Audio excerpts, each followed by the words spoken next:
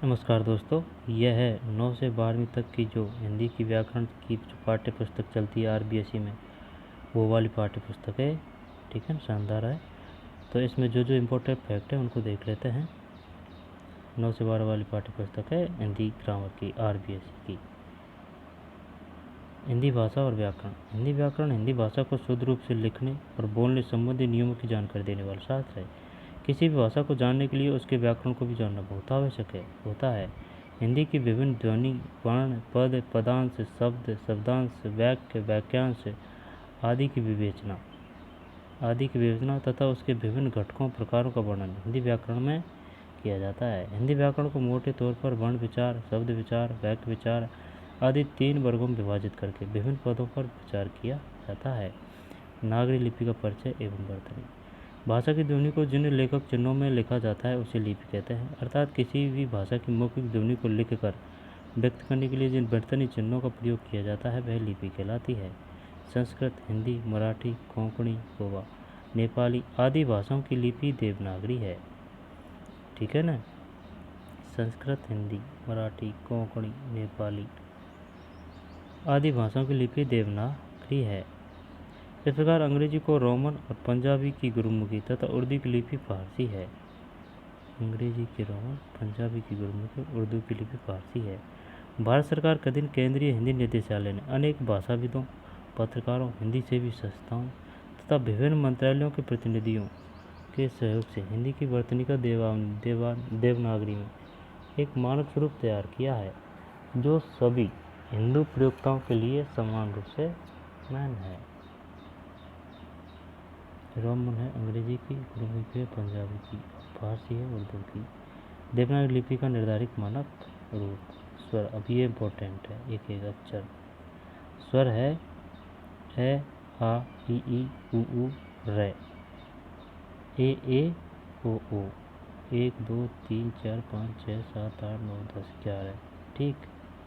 मात्रा, ए की कोई मात्रा नहीं, 1 2 ए है ना। ई छोटी, बड़ी, छोटा ऊ, बड़ा ऊ, फिर रे ऋषि, छोटा ए, बड़ा ए, छोटा ओ, बड़ा ओ, छोटा ए, बड़ा ए, छोटा ओ, बड़ा ओ, छोटा ऊ, बड़ा ऊ, छोटी ई, बड़ी ई, यानी ई, ऊ, रे आ रहा है बीच में, फिर ए और ओ, 2 इधर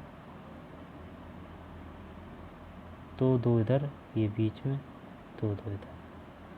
अनुस्वार, अंश, अंदेशा, संपदा, हंस, अनुनासिक, चंद्रबिंदु, असना, धुआं, चांद, और ये विसर्ग है। अनुस्वार, अनुनासिक, विसर्ग, अधपतन, दुख, मनस्थिति।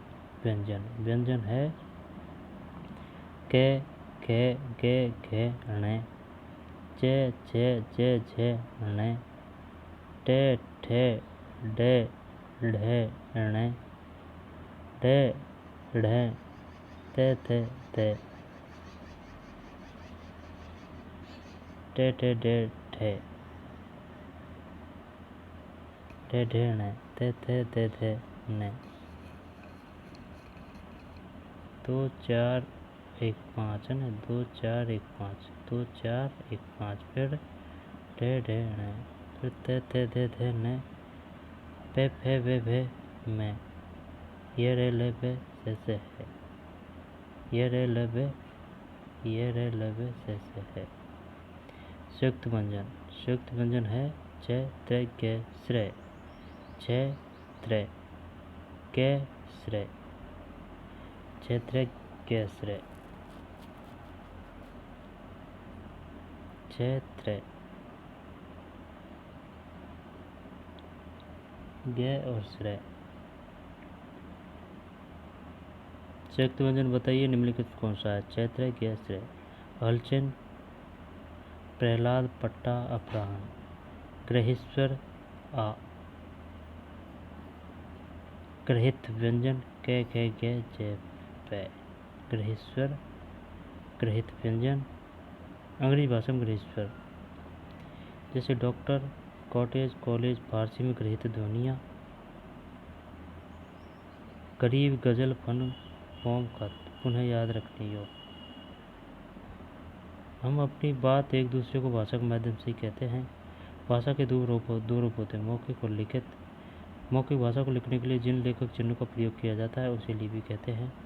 भाषा के सीमित क्षेत्र में बोले जाने वाले स्थानीय रूप को बोली या भाषा कहते हैं। हिंदी की 18 से 22 बोलियां, 5 उपभाषाएं विभाषाओं में विभाजित की गई है।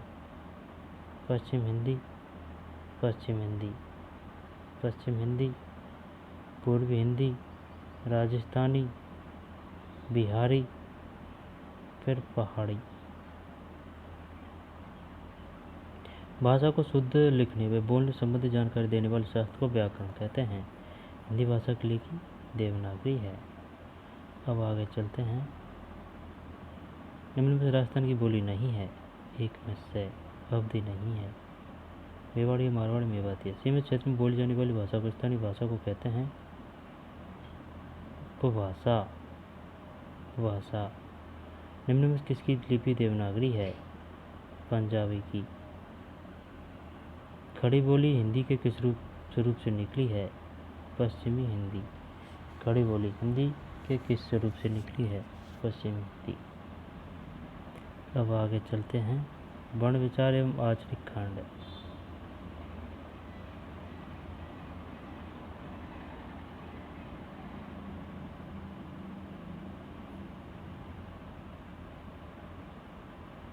हाँ, ये इम्पोर्टेंट है, चल पढ़ लेते हैं।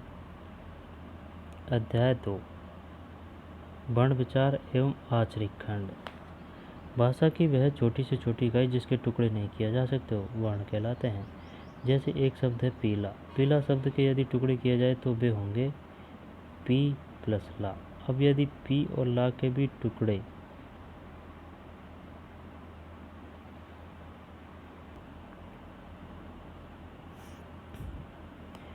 पी प्लस ला। अब यदि पी और ला का भी टुकड़े किए जाएं तो पे प्लस ई पी तथा ले प्लस आ ला। अब यदि पी ला के भी हम टुकड़े करना चाहें तो ये संभव नहीं है। अतः ये ध्वनि वर्ण कहलाती है। पी ला। ये ध्वनि दो ही प्रकार की होती है, स्वर तथा व्यंजन। वर्णों के मेल से बने शब्द वर्णों के मेल से शब्द बनते हैं तथा शब्दों के मेल से वाक्य तथा वाक्यों के मेल से भाषा बनती है। अतः वर्ण ही भाषा का मूल आधार है। हिंदी में वर्णों की संख्या 44 है। मुंह से उच्चारित होने वाली ध्वनियों और लिखे जाने वाले इन लिपि चिन्हों वर्णों को दो भागों में बांटा जा सकता है। हिंदी में वर्णों की संख्या 44 है। मुंह से उच्चारित होने वाले ध्वनियों और लिखे जाने वाले इन लिपि चिन्हों वर्णों को दो भागों में बांटा जाता है, स्वर व व्यंजन। हिंदी में वर्णों की संख्या 44 है। मुंह से उच्चारित होने वाली ध्वनियों को लिखे जाने वाले इन लिपि चिन्हों इन वर्णों को दो भागों में बांटा जाता है, स्वर और व्यंजन। अब आ रहा है स्वर। जो वर्ण बिना किसी दूसरे वर्ण स्वर की सहायता के बोले जा सकते हैं वे स्वर कहलाते हैं। ये 11 है। ये क्वेश्चन आ चुका है। बताइए स्वर कितने हैं? ए आ ई उ ऊ, ठीक। फिर ऋषि, फिर ए ओ 2 4 6 8 10 11, ठीक। ए आ ई उ रे ए ओ। ये सब ध्वनि ऐसी है जिनका उच्चारण बिना ध्वनि के ही किया जाता है। ए ई उ मूल स्वर है। कौन? ए ई उ मूल स्वर है। ये ह्रस्व स्वर है क्योंकि इनके उच्चारण दीर्घ स्वरों से कम समय लगता है। र का हिंदी में शुद्ध प्रयोग नहीं होने के कारण री प्लस ई ऋषि के उच्चारण के रूप में प्रयुक्त होने लगता है। केवल ऋतु, ऋषि, ऋण आदि कुछ शब्दों के लेखन में ही इसका प्रयोग मिलता है। इसका उच्चारण रे प्लस ई होता है। रे प्लस ई री। स्वर के भेद कितने होते हैं? 2। ह्रस्व स्वर, दीर्घ स्वर। जिन स्वरों के उच्चारण में अपेक्षाकृत कम समय लगता है वे ह्रस्व स्वर कहलाते हैं। ये 3 है, ए ई उ और रे हो रे। ठीक, ए ई उ और रे, ये है ह्रस्व स्वर।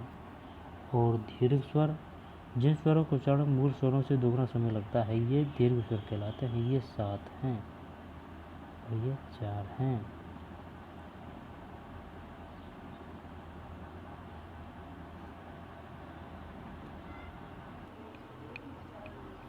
दोबारा से देखते हैं। स्वर के भेद, ह्रस्व और स्वर, स्वर के भेद कितने होते हैं? 2 होते हैं। ह्रस्व स्वर है ए ई उ और रे, ठीक है। ह्रस्व स्वर कहते हैं जिन स्वरों को उच्चारण में अपेक्षाकृत कम समय लगता है। और दीर्घ स्वर, जिन स्वरों को उच्चारण में मूल स्वरों से दुगना समय लगता है, वे दीर्घ स्वर कहलाते हैं। ये 7 है। आ ई यानी बड़ी मात्रा, उ ए, बस ए छोटा आ रहा है इसमें, ए ओ, आ ई उ है ना, ए ओ, बस ए छोटा है। अंग्रेजी के औस्वर का भी प्रयोग हिंदी में होने लगा है, जैसे डॉक्टर, कॉलेज। व्यंजन, जो वर्ण स्वरों की सहायता से बोले जाते हैं, स्वरों की सहायता से, वे व्यंजन कहलाते हैं। मूल रूप से व्यंजन स्वर रहित होते हैं। मूल रूप से व्यंजन स्वर रहित होते हैं।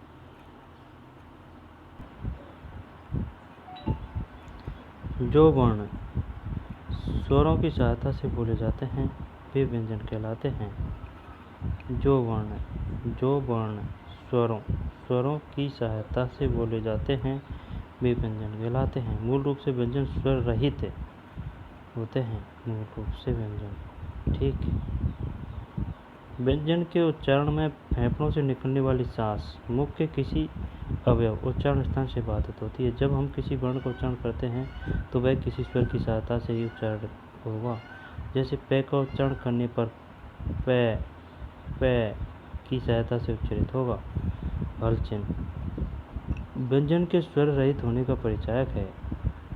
स्वर रहित व्यंजन के साथ हल का चिन्ह लगाया जाता है। यहाँ पर खड़ी पाई वाले व्यंजन चिन्हों की खड़ी पाई हटा दी जाती है। इसके अर्ध रूप का प्रयोग किया जाता है, जैसे अपराहन, पाठ्य, विद्या, पट्टा आदि। व्यंजन के स्वर रहित होने का परिचायक है। व्यंजन के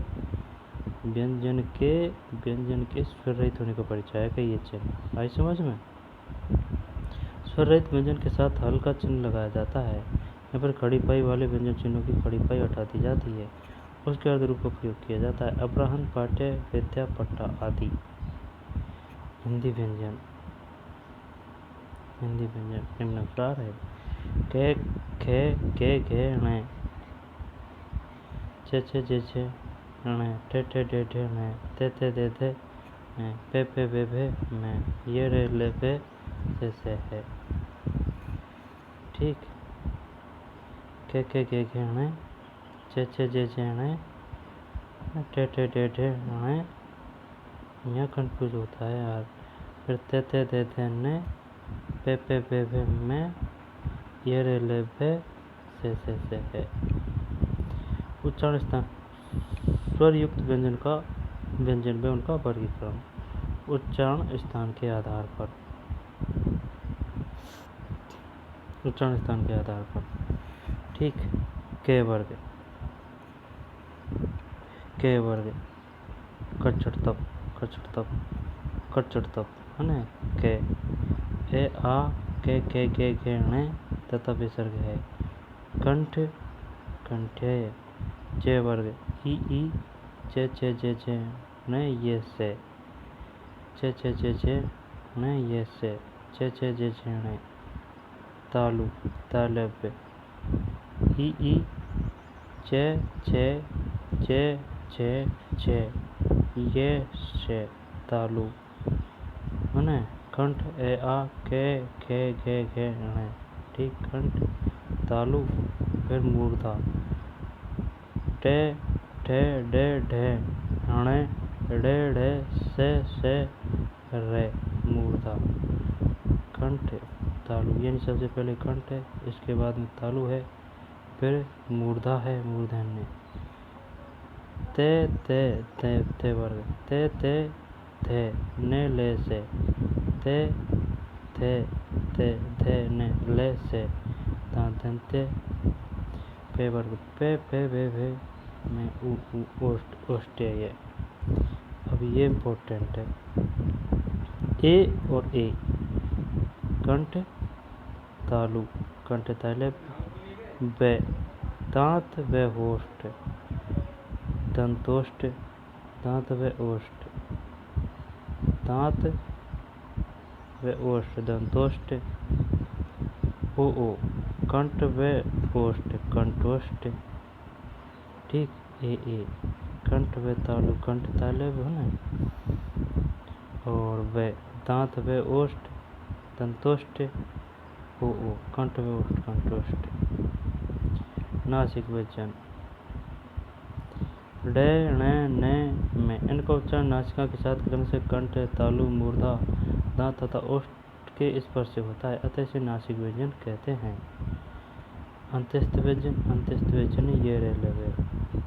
उसमें व्यंजन से है, उसमें निकलती है इनसे। इन वर्णों का उच्चारण स्थान के साथ प्रवास वायु छोड़ने वाली सांस के घर्षण से होता है। हमारी जीभ से का उच्चारण करते समय तालु से से का उच्चारण करते समय मूर्धा से का उच्चारण करते समय तालु से और से का उच्चारण करते समय मूर्धा से और से का उच्चारण करते समय दांतों से घर्षण करती है। से तालु से और वो वाड़ा से ये वाड़ा से मूर्धा से। ठीक, फिर से दांत यानी कि तालु है ना, तालु के बाद में मूर्धा है। ठीक, और मूर्धा के बाद में दांत है। से यानी कि तालु है ना, फिर से फिर मूर्धा है। ठीक, फिर से दांतों से घर्षण करती है। क्षेत्रज्ञ से युक्त व्यंजन है जब नासिक व्यंजन अंतस्थ व्यंजन ऊष्म व्यंजन और संयुक्ताक्षर क्षेत्रज्ञ संयुक्त व्यंजन है। इनका विस्तार अथवा आक्षरिक खंड निम्न प्रकार है। के प्लस से छ ते प्लस रे जे प्लस ण प्लस जे श्रे प्लस रे प्लस ए। हिंदी में गे का उच्चारण गे होता है, इसलिए इसका विस्तार गे प्लस ए प्लस है। हिंदी में जे का उच्चारण गे होता है, गे की तरह ही अब होने लगा है। ठीक, अब है अभ्यास क्वेश्चन, कोई और देखते हैं अब। ठीक, कोई और देखते हैं अब है शब्द विचार तत्सम और तद्भव है ना। तत्सम तद्भव को जानते हैं, कोई दिक्कत नहीं है, वैसे पढ़ लेते हैं थोड़ा थोड़ा है ना।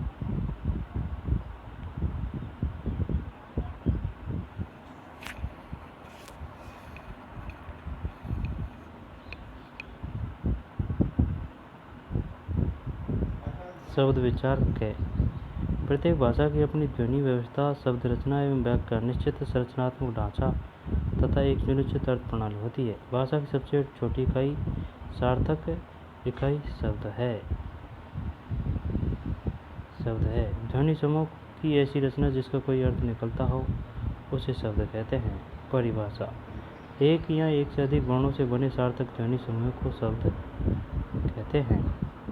शब्द के वेद, हिंदी भाषा जहाँ अपनी जननी संस्कृत भाषा के समृद्ध शब्द भंडार से प्राप्त परंपरागत विकास के मार्ग पर बढ़ी, वहीं इसने अनेक भाषाओं के संपर्क से प्राप्त शब्दों में भी अपने शब्द भंडार में वृद्धि की है। साथ ही नए भावों, विचारों, व्यापारों की अभिव्यक्ति के लिए आवश्यकतानुसार नए शब्दों की रचना की पूरी उदारता एवं तत्परता से की है। इस प्रकार हिंदी की शब्द संपदा न केवल विपुल है बल्कि विविधतापूर्ण भी हो गई है। शब्द की उत्पत्ति, रचना, प्रयोग एवं अर्थ के आधार पर शब्द के भेद किए गए हैं। शब्द की उत्पत्ति, रचना, प्रयोग, अर्थ के आधार पर शब्द के भेद किए हैं, जिनका विस्तृत वर्णन इस प्रकार है। ठीक, एक तो उत्पत्ति के आधार पर, फिर रचना के आधार पर, प्रयोग एवं अर्थ के आधार पर, वह उत्पत्ति के आधार पर। हिंदी भाषा में संस्कृत, विदेशी भाषाओं, बोलियों एवं स्थानीय संपर्क की भाषा के आधार पर निर्मित शब्द शामिल हैं। अतः उत्पत्ति एवं स्रोत के आधार पर हिंदी भाषा के शब्दों को निम्नलिखित उपभेदों में बांटा गया है। तत्सम, तत्सम शब्द वासुक है, सीधा सत्य जुगाड़ है, संस्कृत जिसर है ये आई समझ में। और तद्भव अपनी देसी गांव की भाषा। तत्सम करते उसके समान, अर्थात किसी भाषा में प्रयुक्त उसकी मूल भाषा के शब्दों को तत्सम कहते हैं। हिंदी की मूल भाषा संस्कृत है, अतः संस्कृत के वे शब्द जो हिंदी में जो के त्यों प्रयुक्त होते हैं उन्हें तत्सम शब्द कहते हैं। जैसे अट्टालिका, उष्ट, कर्ण, चंद्र, अग्नि, आम्र, गंधर्व क्षेत्र आदि। ठीक, तत्सम तो वह है यानी कि संस्कृत जैसा शब्द रहेगा। और तद्भव अपनी लोकल भाषा, संस्कृत भाषा के वे शब्द जिनका हिंदी में रूप परिवर्तित कर उच्चारण की सुविधा अनुसार प्रयुक्त किया जाने लगा है उन्हें तद्भव शब्द कहते हैं। जैसे अटारी, ऊँट, कान, चांद, आग, आम, गथा की घर आई समझ में। और ये है तत्सम तद्भव। जैसे कि तत्सम है अकार्य तो तद्भव हो अकाज, अज्ञानी को तद्भव अनजाना, अज्ञम तत्सम को तद्भव अगज।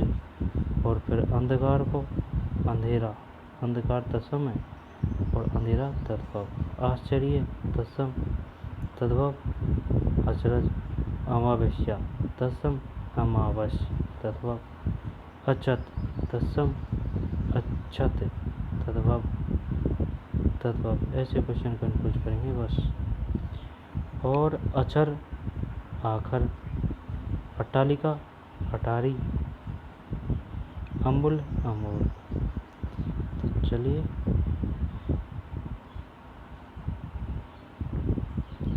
एला, एला इलायची, क्षेत्र खेत, अंचल आंचल, ग्रंथि गांठ। चलो आगे चलते हैं। अब आ रहा है भाई साहब देशज शब्द। ठीक, किसी भाषा में प्रयुक्त ऐसे क्षेत्रीय शब्द जिनके स्रोत का आधार या तो भाषा व्यवहार हो या उसका कोई पता नहीं हो देशज शब्द कहलाते हैं। समय, परिस्थिति एवं आवश्यकता अनुसार क्षेत्रीय लोगों द्वारा जो शब्द गढ़ लिए जाते हैं उन्हें देशज शब्द कहते हैं। जैसे परात, काच, ढोर। और ढोर क्या है? देशज। खचाखच, फटाफट, मुक्का आदि यह है देशज शब्द। ऐसे देशज शब्दों के भेद इस प्रकार है। एक तो है अपनी गणन से बने शब्द, दूसरा है द्रविड़ भाषा से आए देशज शब्द, और थर्ड है कोल संथाल आदि से आए शब्द। ठीक, तो पढ़ते हैं एक एक, है ना। देशज शब्द अब है अपनी गणन से बने शब्द। अपनी अंतर्मन में उमड़ रही भावनाओं या तो खुशी, गम अथवा क्रोध की अभिव्यक्ति करने के लिए व्यक्ति अति भावावेश में कुछ मनगढ़ंत ध्वनि का उच्चारण करने लगता है, और यही ध्वनियाँ जब बार बार प्रयोग में आती है तो एक बड़ा समुदाय उनका प्रयोग करने लगता है और धीरे धीरे उसका प्रयोग साहित्य में होने लगता है। जैसे उधम, अंगोछा, खुरपा, ढोर, लफलफाना, बुद्धू, लोटा, परात, चुटकी, चाट, ठठेरा, खटखट, है ना। फिर है द्रविड़ भाषा से आए देशज शब्द। अनल, कटी, चिकना, ताला, लुंगी, इडली, डोसा आदि। फिर खोल संताल आदि से आए शब्द। कपाल व कपास, कौड़ी, पान, परवल, बाजरा, सरसों। खोल संताल आदि से आए शब्द। ठीक, देशज है ये। और ये तो नहीं पूछता कि द्रविड़ से कौन सा है, तो ज़्यादातर देशज और विदेशी पूछते हैं। अब है विदेशी। राजनीतिक, आर्थिक, धार्मिक, सांस्कृतिक कारणों से किसी भाषा में अन्य देश की भाषाओं के भी शब्द आ जाते हैं, उन्हें विदेशी शब्द कहते हैं। विदेशी शब्द राजनीतिक, आर्थिक, धार्मिक, सांस्कृतिक कारणों से किसी भाषा में अन्य देशों की भाषाओं के भी शब्द आ जाते हैं, उन्हें विदेशी शब्द कहते हैं। हिंदी में अंग्रेजी, फारसी, पुर्तगाली, तुर्की, फ्रांसीसी, चीनी, डच, जर्मनी, रूसी, जापानी, तिब्बती, यूनानी भाषा के शब्द प्रयुक्त होते हैं। अंग्रेजी भाषा के शब्द जो प्राय हिंदी में प्रयुक्त होते हैं, ये इसमें तो कोई कंफ्यूज नहीं है। अफसर, agent, class, clerk, nurse, car, copy, coat, guard, cheque, tailor, teacher, truck, taxi, school, pen, paper, bus, radio, register, rail, readymade, shirt, suit, sweater, ticket आदि। ठीक, ये अंग्रेजी के हैं। अरबी और फारसी ये कंफ्यूज करते हैं। अरबी भाषा के शब्द अक्ल, अदालत, आज़ाद, इंतज़ार, इनाम, इलाज, इस्तीफ़ा, कमाल, कब्ज़ा, कानून, कुर्सी, किताब, किस्मत, कबीला, कीमत, जनाब, जलसा, जिला, तहसील, नशा, तारीख, ताकत, तमाशा, दुनिया, दौलत, नतीजा, फ़कीर, फैसला, बहस, मदद, मतलब, लिफाफा, हलवाई, हुक्म, हिम्मत आदि। यानी अरबी भाषा में वजन होता है, शब्द में वजन एकदम, जैसे जलसा, मदद, बहस, फैसला, ज़्यादातर आ की मात्रा की बहुलता होती है। और फारसी के शब्द अखबार, ये अरबी है, ये फारसी। अखबार, अमरूद, आराम, आवारा, आसमान, आतिशबाजी, आमदनी, कमर, कारीगर, कुश्ती, खजाना, खर्च, खून, गुलाब, गुब्बारा, जानवर, जेब, जगह, ज़मीन, दवा, जलेबी, जुकाम, तनख्वाह, तवाय, दर्जी, दीवार, नमक, बीमार, नेक, मजदूर, लगाम, शेर, सूखा, सौदागर, सुल्तान, सुल्फा। फारसी और अरबी ये कंफ्यूज करेंगे बस। फारसी और अरबी, बताइए निम्नलिखित में कौन सा शब्द है, कहाँ मूल शब्द कहाँ का है, निम्नलिखित शब्द है शेर, सूखा, सौदागर, सुल्तान। अरबी ये है, फारसी ये है।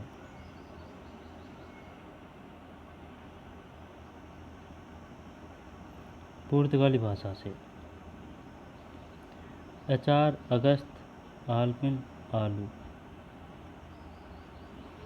आया, अनायास, स्पास, कनस्तर, कार्बन, कमीज, कमरा, गोभी, गोदाम, गमला, चाबी, पीपा, पादरी, फीता, बस्ता, बटन, बाल्टी, पपीता, पलथून, मेज, लबादा, संतरा, सामगाद। पुर्तगाली भाषा से। ठीक, और तुर्की भाषा से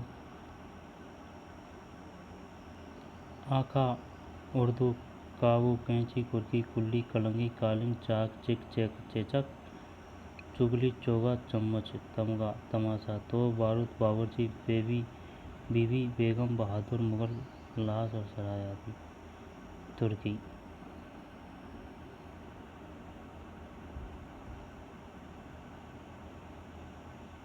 पुर्तगाली, फ्रेंच, फ्रांसीसी। अंग्रेज, काजू, कारतूस, coupon, table, mayor, marshal, menu, restaurant, suit. चीनी से चाय, लीची, लोकाट, तूफान आदि। डच से तुरुप, चिड़िया, ड्रिल आदि। जर्मनी से नासी, नाजीबाद, किंडरगार्टन आदि। तिब्बती से लामा, डांडी। रूसी से जार, सोवियत, रूबल, स्पुतनिक, बुजुर्ग, लूना आदि। यूनानी से academic, atom, Atlas, telephone, Bible आदि।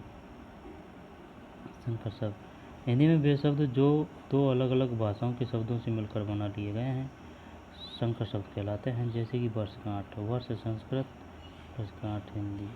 उद्योगपति, उद्योग संस्कृत, पति हिंदी। रेल यात्री, रेल अंग्रेजी, यात्री संस्कृत। टिकट घर, टिकट अंग्रेजी, घर हिंदी। नेक नियत, फारसी, अरबी। नेक नियत, फारसी, हिंदी। जांच प्लस करता, फारसी। ढंगा, हिंदी। बेढंगा, बेआब, फारसी और अरबी। क्वेश्चन यही आएगा, बताइए निम्न में देशज है या फिर विदेशी है। देशज और विदेशी। अंग्रेजी, अरबी, फारसी के शब्द और पुर्तगाली के, तुर्की के, फ्रेंच के, चीनी के।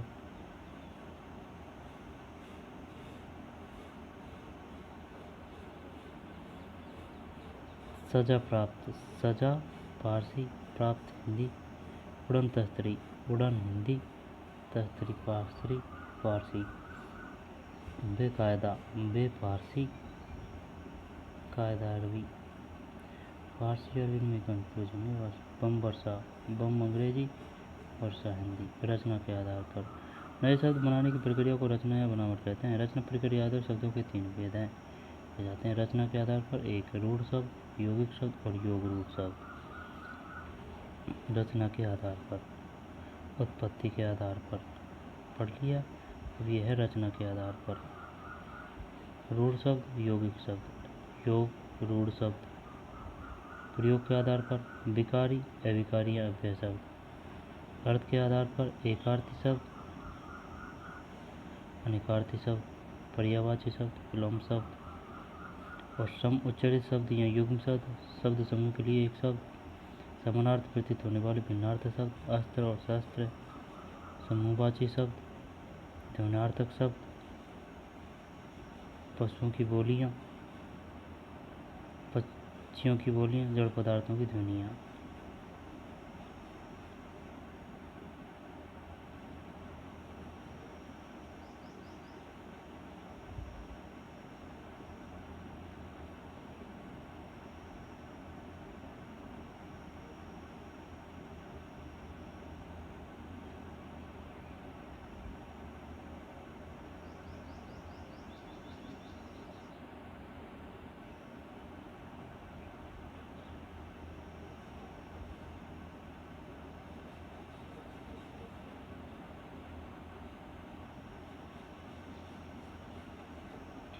विकारी, अविकारी या अव्यय शब्द। अर्थ के आधार पर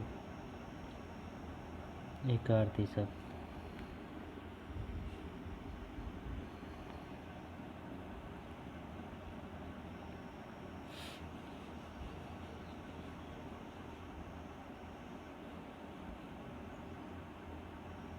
ठीक, अब चलते हैं आगे हैं।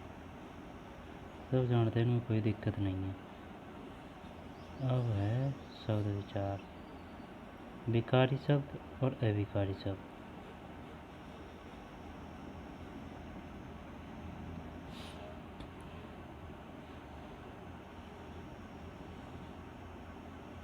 व्यक्तिवाचक संज्ञा, जातिवाचक संज्ञा, भाववाचक संज्ञा। यार उसमें आंसर गलत दे रखा था, भाववाचक संज्ञा है।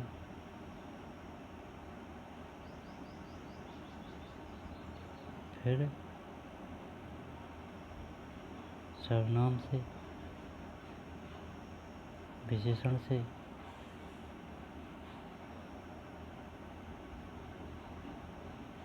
क्रिया से। सुनना, भाववाचक, सुनवाई। गिरना, गिरावट। जलना, जलन। अव्यय, दूर, दूरी, ऊपर, ऊपरी। सर्वनाम, सर्वनाम, सर्वनाम के भेद। पुरुषवाचक, निश्चयवाचक, अनिश्चयवाचक, संबंधवाचक, प्रश्नवाचक और निर्वाचक। 1 2 3 4 5 6। ठीक। उत्तम पुरुष, मध्यम पुरुष, मैं हम, मध्यम पुरुष तुम आप, अन्य पुरुष वह वे, जो सो उन उसका, कौन, किससे स्पर्श था। पुरुषवाचक सर्वनाम, उत्तम पुरुष, मध्यम पुरुष। उत्तम पुरुष में मैं, हम सब, हम लोग। मध्यम पुरुष में है तुम, आप लोग, आप सब। उत्तम पुरुष है ना। उत्तम पुरुष, मध्यम पुरुष, अन्य पुरुष।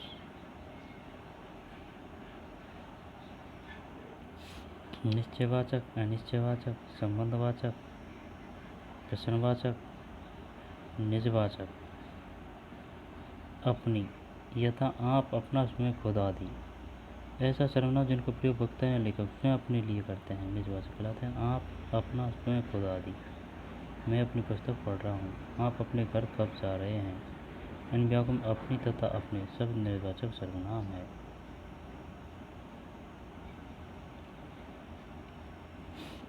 क्रिया,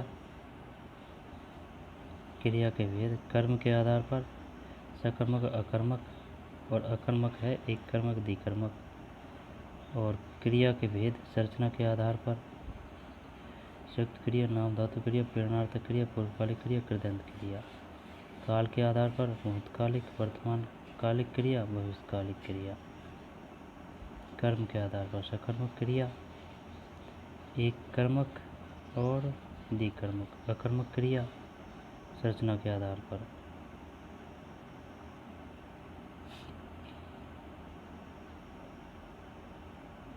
बलवीर खेलकर पढ़ने बैठेगा, तो ये कौन सी हो गई अब? पूर्वकालिक क्रिया। जब किसी काल में दो क्रिया प्रयुक्त हुई हो तो उनमें एक क्रिया दूसरी क्रिया से पहले संपन्न हुई हो तो पहले संपन्न होने वाली क्रिया पूर्वकालिक। वैसे नाम से पता चल रहा है, कोई दिक्कत नहीं है। कृदंत क्रिया, क्रिया शब्दों में जुड़ने वाले प्रत्यय कृत्य प्रत्यय कहलाते हैं तथा कृत प्रत्ययों योग से बने शब्द कृदंत कहलाते हैं। क्रिया शब्दों में अंत प्रत्यय योग से बनी क्रिया कृदंत क्रिया कहलाती है। काल के आधार पर भूतकालिक, वर्तमानकालिक, भविष्यकालिक क्रिया। अवयव विशेषण परिभाषा, नीला, चोटी, भला। ऐसे शब्द जो संज्ञा सर्वनाम की विशेषता बतलाते हैं विशेषण कहलाते हैं। विशेषण शब्द की विशेषता बतलाता है, वह शब्द विशेष्य कहलाता है। वह शब्द विशेषण जिस शब्द की विशेषता बतलाता है वह शब्द विशेष कहलाता है। जैसे नीला आकाश, छोटी पुस्तक, भला व्यक्ति में नीला, छोटी, भला विशेषण है। आकाश, पुस्तक, व्यक्ति विशेष्य है। विशेषण के 5 प्रकार होते हैं: गुणवाचक, संख्यावाचक, परिमाणवाचक, संकेतवाचक, व्यक्तिवाचक। गुणवाचक ऐसे शब्द जो किसी संज्ञा सर्वनाम के गुण, दोष, रूप, रंग, आकार, स्वभाव अथवा दशा का बोध कराते हैं, उन्हें गुणवाचक विशेषण कहते हैं। पुराना कमीज, काला कुत्ता, मीठा आम आदि। संख्यावाचक, नाम से ही पता चल रहा है, कोई दिक्कत नहीं है। संख्यावाचक, परिणामवाचक, 2 लीटर 5 किलो है। परिमाण, संकेत, उस पुस्तक को पढ़ो, इस गेंद को मत फेंको। इन वाक्यों में इस और उस तथा कोई शब्द सार्वजनिक अथवा संकेतवाचक विशेषण है। व्यक्तिवाचक विशेषण, बनारसी साड़ी, कश्मीरी सेब। प्रविशेषण, ये नहीं है विशेषण की रचना। अभिकारी शब्द, अभिकारी शब्द यानी अव्यय के भेद। अव्यय शब्द हैं क्रिया विशेषण, समुच्चय बोधक, संबंध बोधक, विस्मय बोधक। क्रिया विशेषण में है कालवाचक, स्थानवाचक, रीतिवाचक, परिमाणवाचक। समुच्चय बोधक, समुच्चय भेदक के 2 रूप हैं, समानाधिकरण और व्यधिकरण, और संबंध बोधक और विस्मय बोधक। क्रिया विशेषण ऐसे शब्द जो क्रिया की विशेषता बतलाते हैं उन्हें क्रिया विशेषण कहते हैं। कालवाचक, स्थानवाचक, रीतिवाचक, परिमाणवाचक, समुच्चय बोधक, समानाधिकरण, समुच्चय बोधक, व्यधिकरण, समुच्चय बोधक।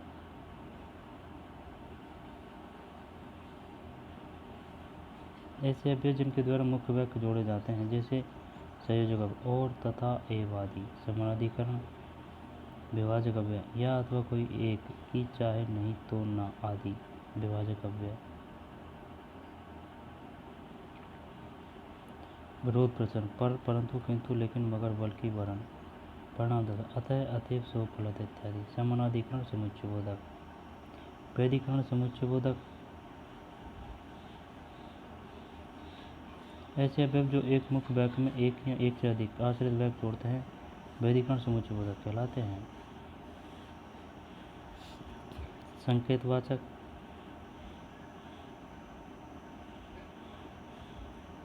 जैसे कारणवाचक, क्योंकि, इसलिए, के कारण, चूंकि आदि। उद्देश्यवाचक, जो कि, ताकि।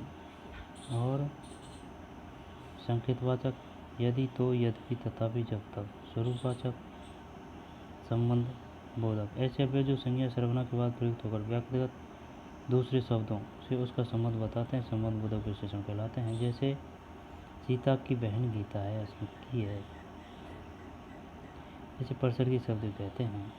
कालवाचक, आगे, पीछे, पूर्व, पश्चात, उपरांत। स्थानवाचक, पास पीछे ऊपर आगे बाहर भीतर समीप, कालवाचक स्थानवाचक दिशावाचक, तरफ और पार आसपास आदि, साधनवाचक द्वारा जरिए मार्फत हाथ जवानी, निमित्तवाचक हेतु हेतु वास्ते खातिर फलस्वरूप बदौलत, विरोधवाचक उल्टे विपरीत खिलाफ, सादृश्यवाचक समान तुल्य सम भांति जैसा है, तुलनात्मक अपेक्षा सामने बल्कि, विनिमयवाचक बदले सिवा अलावा अतिरिक्त, संग्रह तक मात्र पर्यंत भर, हेतुवाचक सिवा लिए कारण वास्ते, विस्मय बोधक का अव्यय। वैसे नाम से पता चल रहा है कोई दिक्कत नहीं है। देखो आश्रय सूचक आ है वाह है सावास बहुत खूब, शोक सूचक आ है ओ है उफ और राम, बस अरे बाप रे, आश्रय सूचक क्या ए हैं, तिरस्कार छी हट देख, अभिवादन नमस्ते प्रणाम सलाम बधाई, चेतन होशियार खबरदार सावधान, कृतज्ञतावश धन्यवाद शुक्रिया जिंदाबाद, सकारात्मक नकारात्मक जी हाँ नहीं जी नहीं, ठीक है ना, आदि। ये हो गया। चलो आगे चलते हैं, कोई इम्पोर्टेंट लगेगा उसको पढ़ेंगे ध्यान से। ठीक, अब कौन सा आ रहा है, पद परिचय। पद परिचय, संज्ञा शब्द का पद परिचय, सर्वनाम शब्द का पद परिचय, विशेषण का पद परिचय, क्रिया शब्द का पद परिचय, अव्यय शब्द का पद परिचय। जब अव्यय शब्द का पद परिचय, क्रिया विशेषण शब्द का पद परिचय, समूह बोधक शब्द का पद परिचय, समुच्चय बोधक शब्द का पद परिचय, शब्द का पद परिचय, ये कोई दिक्कत नहीं है। आगे चलते हैं, सर्वनाम शब्द का परिचय। सर्वनाम का तो पता चलना चाहिए ना। सर्वनाम शब्द के पद परिचय के लिए सर्वनाम का भेद, लिंग, वचन, कारक, क्रिया के साथ संबंध तथा पुरुष का विचार किया जाएगा। जैसे मैं तुम्हारे साथ चलता हूँ, मैं उत्तम पुरुष, सर्वनाम, पुरुषवाचक, पुल्लिंग, एक वचन, चलता हूँ क्रिया कर्ता का कारक, यह वही कार है। यह सर्वनाम, निश्चयवाचक, अन्य पुरुष, स्त्रीलिंग, एक वचन। आई समझ में। विशेषण शब्द का पद परिचय यानी डिटेल बता जे है ना जे की, जैसे कि अब यह सपेरा बहुत चतुर है, यह विशेषण है ना, सपेरा यह सार्वजनिक है ना, सपेरा पुल्लिंग एक वचन, सपेरा संज्ञा की विशेषता है। यह रहा।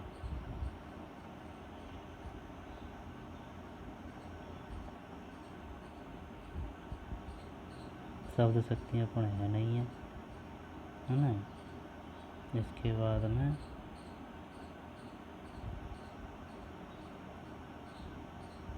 शब्द रूपांतरण।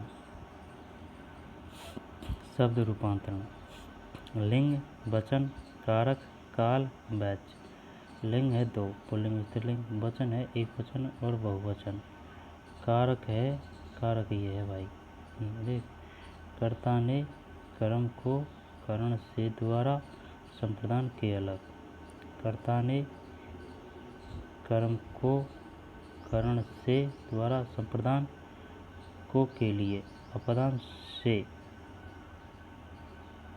से अलग होने के माने, संबंध काके की रारेरी पर अधिकरण में पर और संबोधन है अरे ओ।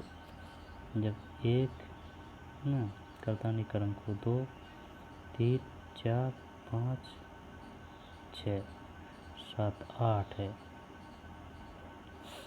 कर्ता ने कर्म को करण से द्वारा संप्रदान को के लिए है ना, और अपदान से अलग होने के अर्थ में।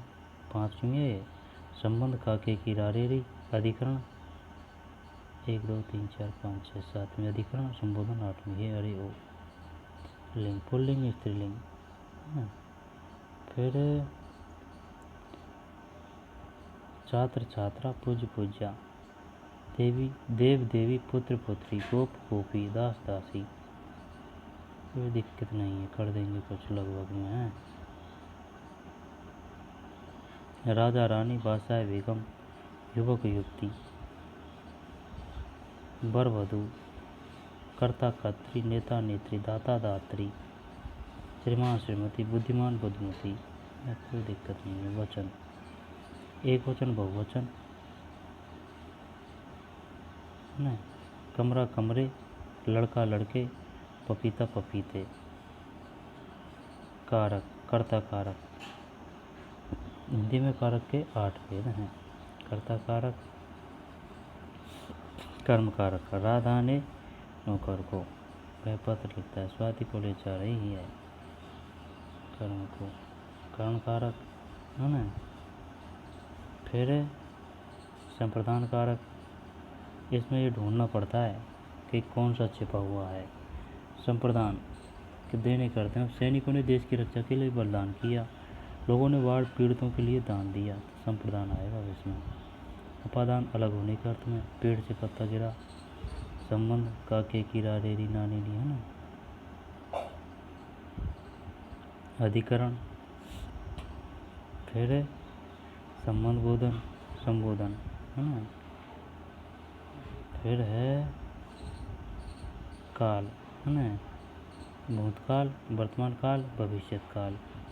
जब भूतकाल, भूतकाल वही है, भूतकाल तो भूतकाल ही, भूतकाल करते बीता हुआ समय। वाक्य में जिस क्रिया रूप से बीते समय का होना पाया जाता है वह भूतकाल कहलाता है। यह क्रिया व्यापार की समाप्ति बतलाने वाला रूप होता है। भूतकाल के भेद है ना। सामान्य, अविनाश ने गाना गाया, गाड़ी जा चुकी है, सामान्य का है, ये उदाहरण है। संदिग्ध का, खाना नीता ने ही बनाया होगा, संदिग्ध है। हेतु हेतुबद्ध, तुमने पढ़ाई की होती तो उत्तीर्ण हो जाते। अब है आसन्न, नगर में एक साधु आए, अविनाश ने गाना गाया, आसन्न। पूर्ण, 18 क्रांति में रानी लक्ष्मीबाई ने अंग्रेजों से लुभा लिया था, ये पूर्ण है। राकेश पुस्तक पढ़ता था है। भूतकाल, भूतकाल के राकेश पुस्तक पढ़ता था, ठीक। वर्तमान काल, क्रिया का वह रूप जिससे कार्य का वर्तमान समय में होना पाया जाए उसे वर्तमान काल कहते हैं। यह कार्य निरंतर हो रहा है की जानकारी देता है। जैसे सामान्य, प्रशांत खेल रहा है, लता गीत गा रही है, संभव है। मोहन परीक्षा देता होगा, ये इम्पोर्टेंट है भाई, होगा। अब होगा से अपन कर देंगे भविष्य, लेकिन ये भविष्य नहीं है, ये वर्तमान है। आई समझ में। मोहन परीक्षा देता होगा, वर्तमान काल लिखा है ये। तुम यह पाठ पढ़ो, अब मैं चलूँ, ठीक। भविष्यत काल, क्रिया के जिस रूप से यह ज्ञात होता है कि कार्य आने वाले समय में संपन्न होगा उसे भविष्यत काल कहते हैं। जैसे सामान्य, कृष्णा लेख लिखेगी, अंकित पुस्तक पढ़ेगा, लड़के खेलेंगे, औरतें गीत गाएगी। संभाव्य, वे शायद आगरा जाएं, कदाचित आज सोम मंदिर आएँ। भविष्य, हाँ वहाँ वैसे जाइएगा, अब तुमको जाना ही होगा। अज्ञात का, संभाव्य का। सामान्य, सामान्य आएगा ज़्यादातर तो। वाच्य, कृतवाच्य, कर्मवाच्य, भाववाच्य। कृतवाच्य, इसमें कर्ता प्रधान है, इसमें कर्म प्रधान है, इसमें भाव है। कृतवाच्य, वाच्य, क्रिया का वह रूप वाच्य कहलाता है जिससे मालूम हो कि वाक्य में प्रधानता किसकी है, कर्ता की, कर्म की या भाव की। इससे क्रिया का उद्देश्य होता है, इससे क्रिया का उद्देश्य ज्ञात होता है। अंग्रेजी में वाच्य को वॉइस कहते हैं। वाच्य 3 प्रकार के होते हैं। वाच्य, कर्तवाच्य, कर्मवाच्य, भाववाच्य।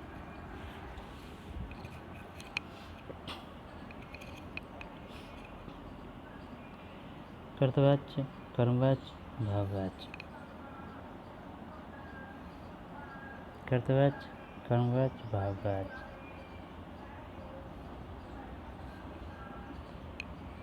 कर्तवाच्य है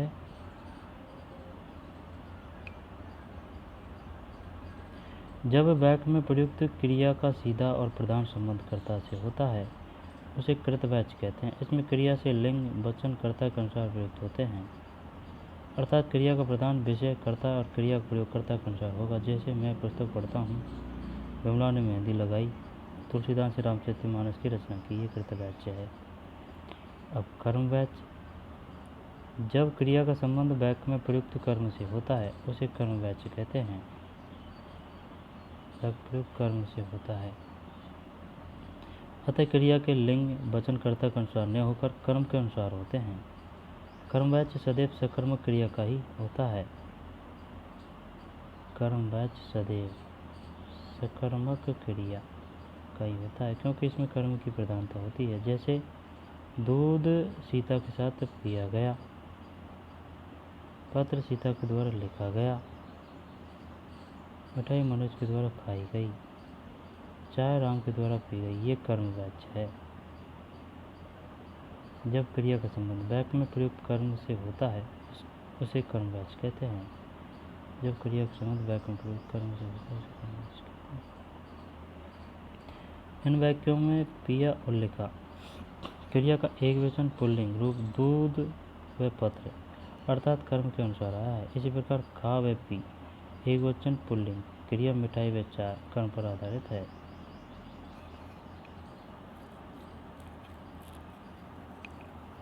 कर्म पर आधारित है।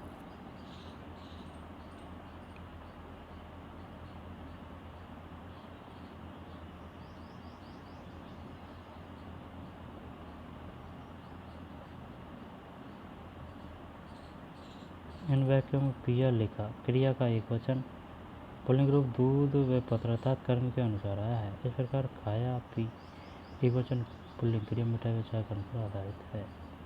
भावार्थ, क्रिया के जिस रूप से यह ज्ञात होता है कि कार्य का मुख्य विषय भाव है उसे वैसे जैसे कि ये वाक्य है, ठीक, तो इसके भाव से ही पता चल जाता है।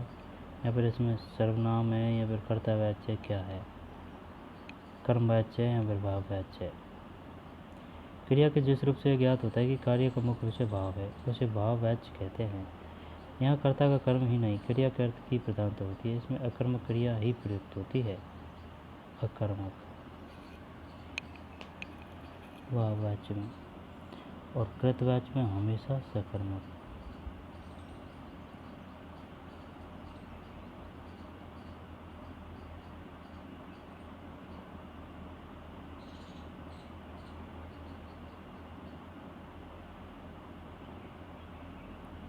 कर्मवाच्य में होती है सकर्मक। भाववाच्य, क्रिया के जिस रूप से ज्ञात होता है कि कार्य का प्रमुख विषय भाव है उसे भाववाच्य कहते हैं। यह कर्ता या कर्म की नहीं क्रिया के अर्थ की प्रधानता होती है। इसमें अकर्मक क्रिया ही प्रयुक्त होती है। लिंग वचन न कर्ता के अनुसार होते हैं न कर्म के अनुसार, बल्कि सदैव एक वचन पुल्लिंग पुरुष में होते हैं। भाववाच्य, मुझसे सवेरे उठा नहीं जाता, सीता ने मिठाई, इससे पता चल जाता है कि भाई इसमें भाव है। सीता से मिठाई खाई नहीं जाती, भाई क्यों नहीं जाती, शायद दांत टूट रहा होएगा या फिर बीमारी होएगी, है ना, तो भाव आ रहा है इसमें। लड़के खो खो खेल कर थक गए, ठीक। अब है, इनको तो करते, क्वेश्चन को तो कर लें यार, हैं।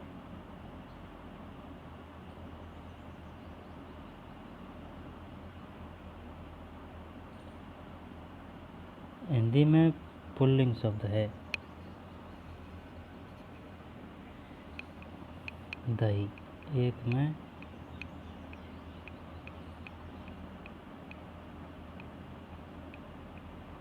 में पे, फिर तो में कहिए कौन सा शब्द स्त्रीलिंग नहीं है, कौन सा शब्द स्त्रीलिंग नहीं है।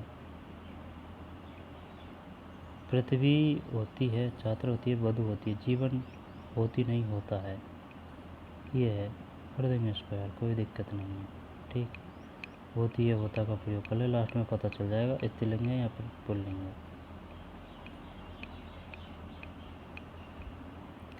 अब क्या आएगा, अब आएगा संधि। संधि जाने दे, संधि को नहीं छोड़ेंगे अपन, ठीक। स्वर संधि, संधि के भेद हैं, मैन देख लेते हैं। स्वर संधि, व्यंजन संधि, विसर्ग संधि। स्वर संधि, स्वर संधि, जब स्वर संधि के 5 भेद है, जब ये स्वर संधि के 5 भेद है, जिसमें फर्स्ट है दीर्घ स्वर संधि। आई समझ में? ए आ ई उ के बाद वे ही लघु या दीर्घ स्वर आए जो मिलकर क्रमशः आ ई उ हो जाते हैं, जैसे कि भोजन प्लस आलय, ए प्लस आ भोजनालय। विद्यार्थी, आ प्लस ए विद्यार्थी, दीर्घ स्वर संधि। जे के बाद में है आ प्लस आ महात्मा, ए प्लस ई गिरीन्द्र महेंद्र, ई प्लस ई गिरीश रजनीश। ए आ ई उ के बाद वही लघु या दीर्घ स्वर आए जो दोनों मिलकर क्रमशः आ ई उ हो जाते हैं। ठीक, दीर्घ स्वर, दीर्घ यानी बड़ी मात्रा। गुण में या याद करी, या है वो गुण में ऊ की मात्रा लग रही है या हिसाब से। ठीक है ना, जैसे कि ए प्लस ए देवेंद्र गुण है ना। यार ये तो नहीं बैठ रहा यार इसमें। हाँ, ये ऐसे किया था कि ये जो नीचे की मात्रा है ना, ये भाई ऊपर गई, यह गुण संधि है। आई समझ में? अब यह सब इसे ही आएगी सब में। जब ए प्लस ए देवेंद्र देखिए अभी में आ गई, ए प्लस ई ए गण प्लस इस गणेश गणे में आ गई, यथेष्ट थे में आ गई, आ प्लस ई रमा प्लस ई रमेश, या गई यानी यह मात्रा गुणवाड़ी या ऊपर गई। ठीक, वह है गुण संधि। महोत्सव, महा प्लस उत्सव महोत्सव, गंगा प्लस उर्मी गंगोर्मी, कर्ण प्लस ऋषि कर्ण ऋषि, महा प्लस ऋषि महर्षि। ठीक, ऐसे याद किया था, ऐसे ही कर लेते हैं। ए या आ के बाद ई या ई उ या उ री आए तो दोनों मिलकर क्रमशः ए ओ और अर हो जाते हैं। ए ओ अर, ए ओ अर। ठीक, ए ओ अर गुण। जे के बाद में है वृद्धि। ठीक है, जब ए या आ के बाद ए या ए हो तो दोनों मेल से ए यदि ओ हो या ओ हो तो दोनों के स्थान पर ओ हो जाता है। वह है वृद्धि यानी कि बड़ी। ठीक है ना, बड़ी मात्रा। ए ओ। ठीक, वृद्धि संधि, वृद्धि संधि। एक प्लस एक एक एक, परम प्लस ऐश्वर्य परमेश्वरीय, सदा प्लस एव सदैव, महा प्लस एव महेश्वर्य, परम प्लस ओज परमोज, महा प्लस ओजस्वी महोजस्वी, वन प्लस होता वनौषध, महा प्लस होता महाऔषध। जब महाऔषध में संधि है वृद्धि संधि, महा प्लस औषध।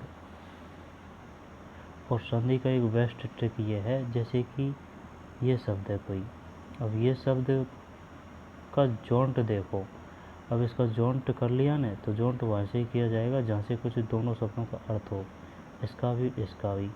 जब जॉन्ट पे जो ध्वनि है ना उनको गहराई से देखो कि यार इसमें कौन सी जो ध्वनि है वो छिपी हुई है, तो बस उससे पता लगा लो कि भाई ये मात्रा है या फिर ये मात्रा है, और बस के भाई ये है वृद्धि है, दीर्घ है, स्वर है। ए ओ वृद्धि, एक एक, परमेश्वरीय सदैव महेश्वरीय, परमोज महोजस्वी, वनौषध महोषध। वृद्धि संधि, वृद्धि संधि।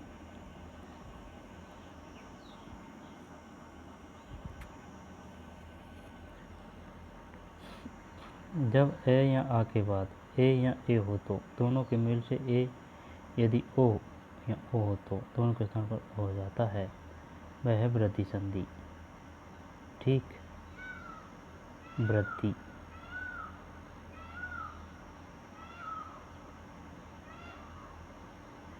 अब है यण संधि। यण में तो यह है, देखिए यदि ई या ई, ऊ या ऊ तथा रे के बाद कोई भिन्न स्वर आए, ई का ऊ या बे, और रे ऋषि का रे हो जाता है। साथ ही बाद वाले शब्द के पहले स्वर की मात्रा ये वेरे में लग जाती है, यानी कि ये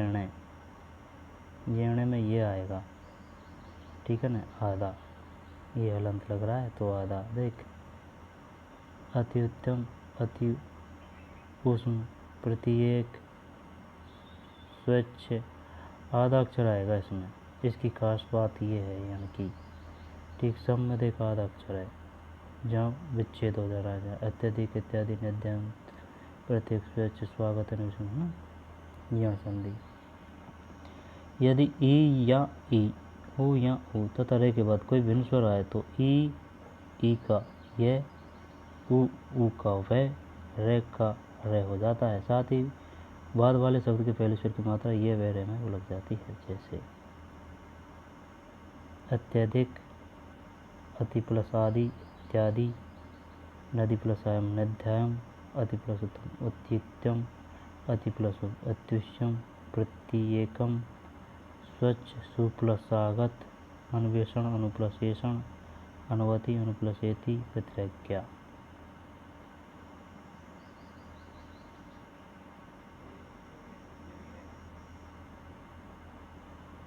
यण संधि।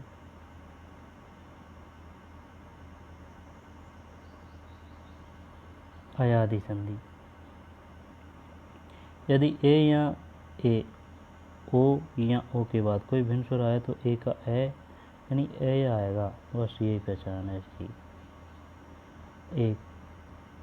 ए का ए का आ हो जाता है, ओ का अब और ओ का आव हो जाता है, छोटा का अब, बड़ा का आव।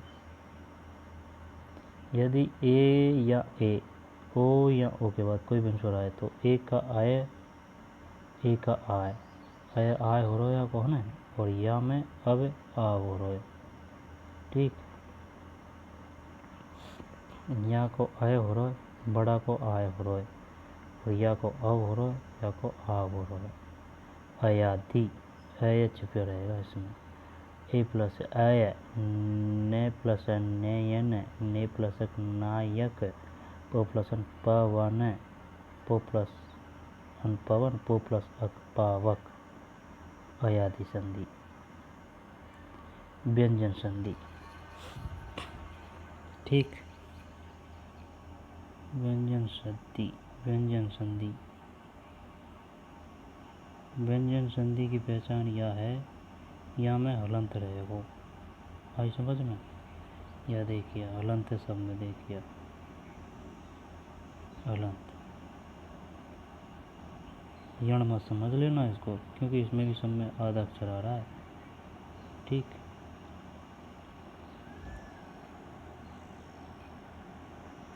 व्यंजन, व्यंजन यानी कि हलंत। सदवाणी, सद प्लस वाणी, अच प्लस अंत, अचंत, अप्लस ईंधन, अभिंधन, तत् प्लस तद्रूप, जगत प्लस आनंद, जगदानंद, सब प्लस शब्द।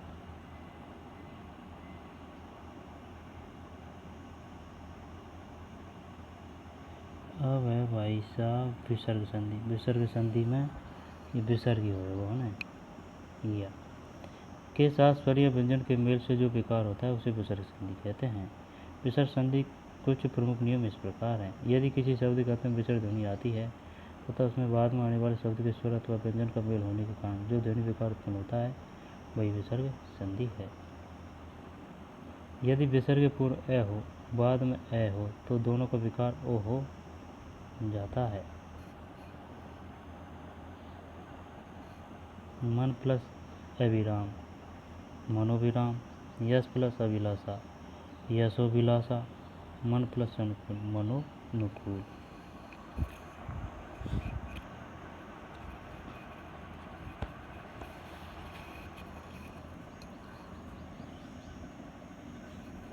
यदि विसर्ग के पूर्व ए और बाद में ए हो तो दोनों को विकार हो जाता है। विसर्ग की तो यही पहचान है। आई समझ, विसर्ग आई वही विसर्ग गया मैं तो। मनोविराम अभिलाषा व यश प्लस अभिलाषा यशोभिलाषा, मन प्लस अनुकूल मनोनुकूल, अत प्लस एव अतएव, यश प्लस इच्छा यश इच्छा। तपोवन अध प्लस अधोगामी, मात्र लग जाए भैया की विसर्ग की, ठीक है।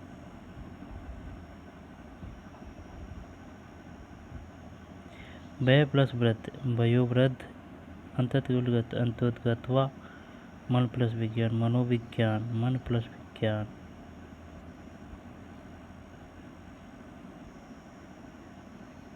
आयु प्लस वेद आयुर्वेद, ज्योतिर्मय चतुर्दिश आशीर्वादन धनुर्धारी।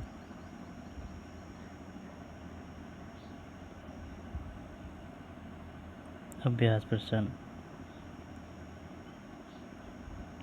संधि कहते हैं दो वर्णों के मेल को। संधि कितने प्रकार की होती है? संधि होती है भाई साहब 3, 5 प्रकार की होती है। नहीं 3 ही है। संधि कितने प्रकार की होती हैं? 3। 2 में थे स्वर का रहे वे तो 5, स्वर्ग विसर्ग और व्यंजन। निम्नांकित किसमें स्वर संधि नहीं है? स्वर गिरीश मैत्रेय संतोष परोपकार, 3 में दे संतोष में स्वर संधि नहीं है भाई। यशोगान शब्द का संधि विच्छेद होगा यशोगान।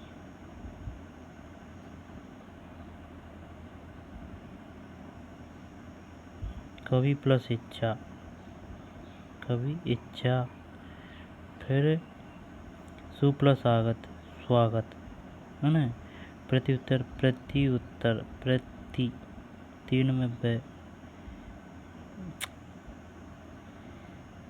3 में प्रत्यु अशुद्ध वैसे भी है शब्द भी। गज प्लस इंद्र गजेंद्र, 2 में है, फिर 1 में व।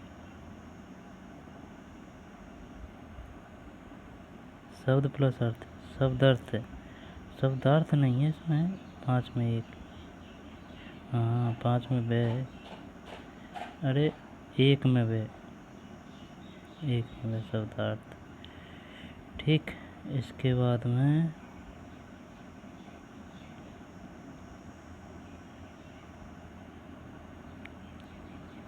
इनको और देख लिया गया।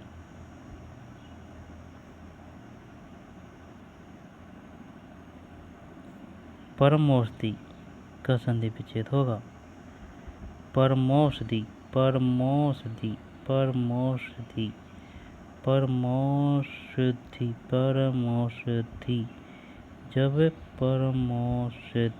जब परमो या तो ये है या ये है।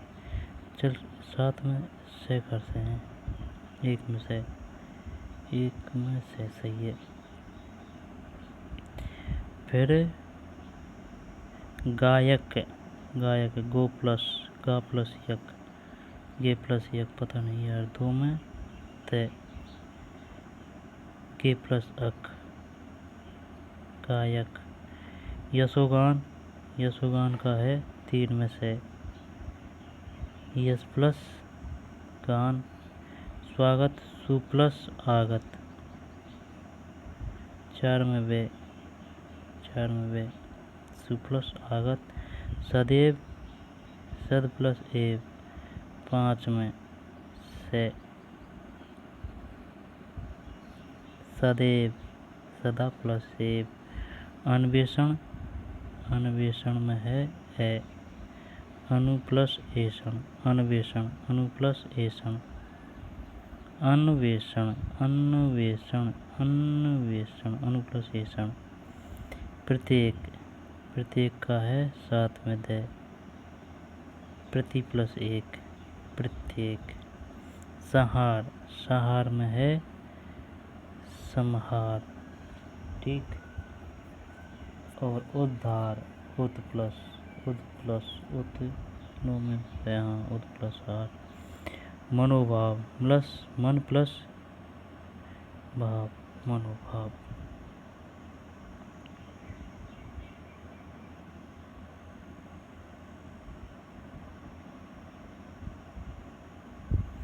अब आ गया भाई साहब समास, ठीक। समास है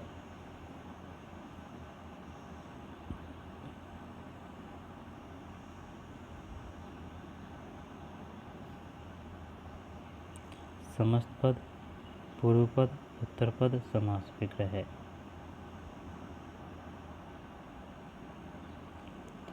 अस्तगत, अस्तगत, अस्त में गया हुआ। नवरत्न, नवरत्न, नौ रत्नों का समूह है। माता पिता, माता पिता। संस्कृत का आया था पितरों, पितरों का सही समास होगा, समास विग्रह। पितरों, माता चे पिता चे। और पूजा घर, पूजा के लिए घर, पूजा घर, पूजा के लिए घर। पिता और माता, नवरत्न, नौ रत्नों का समूह।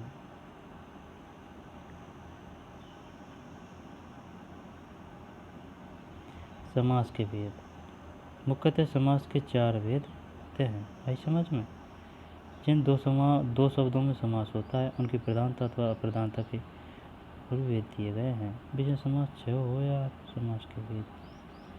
अव्ययी भाव समास, यथाशक्ति, शक्ति के अनुसार, यथासंभव, समय के अनुसार, प्रतिक्षण, हर क्षण, यथासंभव, जैसा संभव हो, आजीवन, जीवन भर, पेट भरकर, भरपेट, आजन्म, जन्म से लेकर। अव्ययी भाव समास, इस समास में परिवर्तनशीलता का भाव होता है और इस अव्यय पद का रूप लिंग, वचन, कारक में नहीं बदलता, वह सदैव एक सा रहता है। इसमें पहला पद प्रधान होता है, ठीक।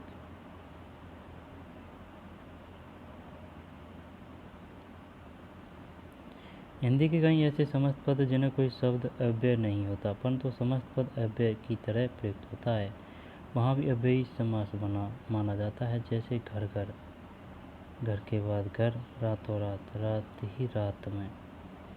हिंदी के कई ऐसे समस्त पद जिनमें कोई शब्द अव्यय नहीं होता परंतु समस्त पद अव्यय की तरह प्रयुक्त होता है, वहाँ भी अव्ययी समास माना जाता है। घर घर, रातों रात।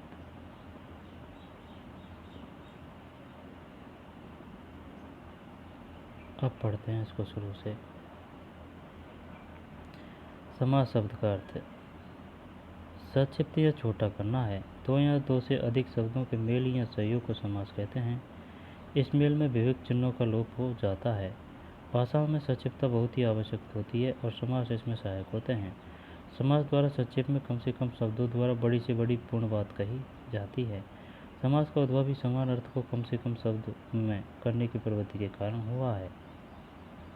दिन और रात में 3 शब्दों के प्रयोग के स्थान पर दिन रात एक समस्त शब्द किया जा सकता है। एक प्रकार दो या दो से अधिक शब्दों के मेल से विभक्ति चिन्हों के लोप के कारण जो नवीन शब्द बनते हैं उसे सामासिक या समस्त पद कहते हैं। सामासिक शब्दों का संबंध व्यक्त करने वाले विभक्ति चिन्हों आदि के साथ प्रकट करने अथवा लिखने वाली रीति को विग्रह कहते हैं। धन संपन्न, समस्त पद का विग्रह है। धन से संपन्न। रसोई घर, समस्त पद का विग्रह, रसोई के लिए। धन संपन्न, समस्त पद का विग्रह, धन से संपन्न, रसोई घर, रसोई के लिए घर। समस्त पद में 2 पद होते हैं, पूर्व पद और उत्तर पद। पहले वाले पद को पूर्व पद एवं दूसरे पद को उत्तर पद कहते हैं, ठीक है ना। जैसे पूजा घर, पूर्व पद है पूजा, उत्तर पद है घर, पूजा के लिए घर। माता पिता, माता पिता, माता और पिता। नवरत्न, नव और रत्न, 9 रत्नों का समूह है। ये ऐसे नहीं बैठता है यार, नवरत्न का समूह। हस्तगत हस्त में गया हुआ। समास के भेद, ठीक। अव्ययीभाव समास जिनमें कोई भी पदार्थ नहीं, बहुब्रीहि समास कहते हैं। परंतु तत्पुरुष के पुनः दो अतिरिक्त किंतु स्वतंत्र भेद स्वीकार किए गए हैं। एक मिनट टट जा यार। समास के भेद, मुख्य समास के चार भेद होते हैं जिन्हें दो शब्दों में समास होता है। जिन दो शब्दों में समास होता है उनकी प्रधानता अथवा अप्रधानता के विभागात पर भेद किए गए हैं। जिस समास में पहला शब्द प्राय प्रधान होता है उसे अव्ययीभाव समास कहते हैं। जिस समास में दूसरा शब्द प्रधान रहता है उसे तत्पुरुष कहते हैं। जिसमें दोनों शब्द प्रधान होते हैं भेदबंद, यानी कि जिस समास में पहला शब्द प्राय प्रधान होता है उसे अव्ययीभाव, और जिस समास में दूसरा शब्द प्रधान रहता है उसे तत्पुरुष, और जिसमें दोनों शब्द प्रधान होते हैं वह द्वंद्व कहलाता है, और जिसमें कोई प्रधान नहीं होता उसे बहुब्रीहि समास कहते हैं। अच्छा, तत्पुरुष के पुनः दो अतिरिक्त किंतु स्वतंत्र भेद स्वीकार किए हैं। कर्मधारय समास एवं द्विगु समास। किसके? तत्पुरुष के। कर्मधारय समास एवं द्विगु समास। विवेचन की सुविधा के लिए हम समास का निम्न 6 प्रकारों के अंतर्गत अध्ययन करेंगे। 6 प्रकार, बेशक 4 है समास। तत्पुरुष को 2 में बांटे हुए, एक तो कर्मधारय में और एक द्विगु में। या वजह 6 होगा तो अब 6 को अध्ययन करूँगा आप यानी पढ़ूंगा। अव्यय समास, अव्ययीभाव समास पढ़ लियो ना। अव्ययीभाव समास, इस समास में परिवर्तनशीलता का भाव होता है। उस अव्यय पद का रूप, लिंग, वचन, कारक नहीं बदलता, यह सदैव एक सा रहता है। इसमें पहला पद प्रधान होता है। यथाशक्ति, यथा समय, प्रतिक्षण, यथा संभव, जैसा संभव हो, आजीवन, भरपेट। ये आ, यथा, प्रति, यथा आ, ये एक पहचान है विवाह की। लेकिन ये नहीं बनेगा यार अपन पे मरण तक, प्रतिदिन, हर दिन, बेखबर, बिना खबर के। हिंदी के कई ऐसे समस्त पद जिनमें कोई शब्द अव्यय नहीं होता परंतु समस्त पद अव्यय की तरह युक्त होता है, वहाँ भी अव्ययीभाव समास माना जाता है। ये इम्पोर्टेंट है। घर घर, रातों रात, घर के बाद घर, रात ही रात में। अब है तत्पुरुष समास, ठीक। तत्पुरुष समास, इस समास में पहला पद गौण व दूसरा पद प्रधान होता है। इसमें कारक के विभक्ति चिन्हों का लोप हो जाता है, कर्ता व संबोधन कारक को छोड़कर। इसलिए 6 कारकों के आधार पर इस समास के भी 6 भेद किए गए हैं। कर्म तत्पुरुष समास को विभक्ति चिन्हों का लोप, समस्त पद समास वगैरह को, सर्वप्रिय, सर्व को प्रिय, यश प्रिय, यश को प्राप्त, यश प्राप्त, यश को प्राप्त, पद प्राप्त, पद को प्राप्त, ग्रामोत, ग्राम को गया हुआ, को शरणागत, शरण को आया हुआ। कर्ण तत्पुरुष से चिन्ह का लोप होता है। भावपूर्ण, भाव से पूर्ण, बाणाहत, बाण से आहत, कर्ता ने कर्म को कर्ण से द्वारा करते हैं। हस्तगत, हस्त से लिखित, बाण पीड़ित, बाढ़ पीड़ित, बाढ़ से पीड़ित। फिर संप्रदान तत्पुरुष के लिए, कर्ता ने कर्म को कर्ण से द्वारा, संप्रदान के लिए। गुरु दक्षिणा, गुरु के लिए दक्षिणा। राग खर्च, राग के लिए खर्च। बालामृत, बालकों के लिए अमृत। युद्ध भूमि, युद्ध के लिए भूमि। विद्यालय, विद्या के लिए आलय, विद्यालय, विद्या के लिए आलय के लिए।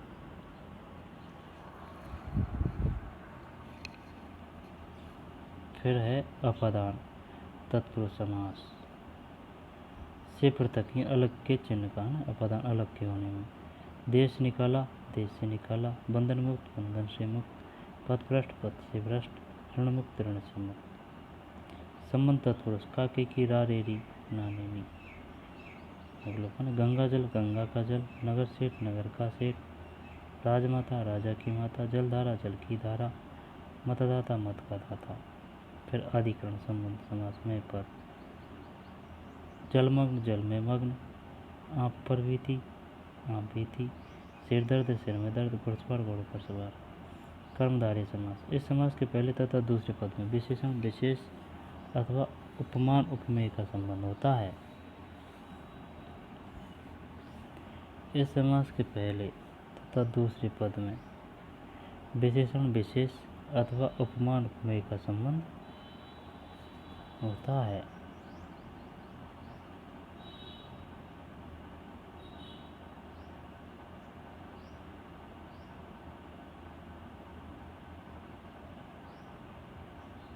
अब ये मैंने ऐसे याद किया है, कैसे बताऊँ क्या? वही इसमें कैटेगरी बताई जाती है, भाई समझ में। कर्म बताया जाता है इसमें, इस वजह से कर्म धारा है। विशेषण, विशेष, उपमान, उपमेय से याद नहीं होता यार। इस समास के पहले तथा दूसरे पद में विशेषण, विशेष,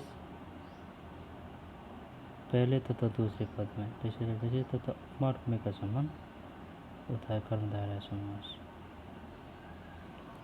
विशेषण, विशेष से महापुरुष कैटेगरी, ठीक है ना। महान है जो पुरुष, पीला है जो अंबर, जब है ना इसमें और बहुब्री में अपन कंफ्यूज होते हैं, क्योंकि इनमें थोड़ा ही फर्क है। प्राण प्रिय, प्रिय है जो प्राणों को, विशेषण, विशेष। उपमेय, उपमान। चंद्र बदन, चंद्रमा के समान बदन, कमल के समान नयन। विद्या रूपी धन, विद्याधन। भवसागर, भवरूपी सागर। मृग नयनी, मृग के समान नेत्र वाली।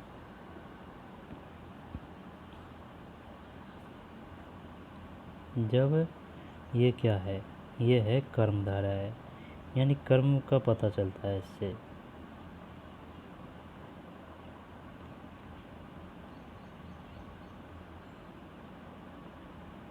दीर्घ तो संख्यावाची है।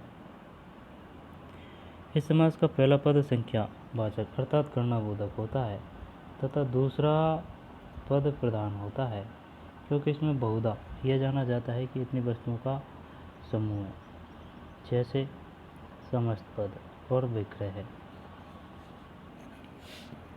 नवरत्न, 9 रत्नों का समूह है।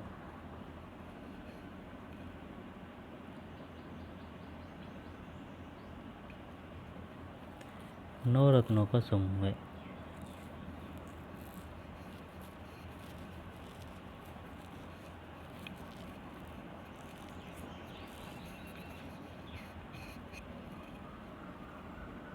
सात सप्ताह है, 7 आहतों का समूह है। अगर ये आ गया ना कि बताइए सप्ताह का विग्रह कीजिए, तो 3 मूर्तियों का समूह है। 9 रत्नों का समूह है। 100 अब्दों, शताब्दी, 100 अब्दों वर्षों का समूह। अब्द बोलते हैं वर्षों का। शताब्दी 100 अब्दों का समूह है। 3 भुजाओं का समूह है। 5 रात्रियों का समाहार। समाहार कौन सा? देखो देखो, वैसे इसमें संख्यावाची आ रही है सब। 9, 7, 3, 9, 100, 3, 5। कुछ समस्त पदों के शब्द में अंत में संख्यावाचक शब्दांश आता है, जैसे पक्ष द्वय, 2 पक्षों का समूह है। लेखक द्वय, 2,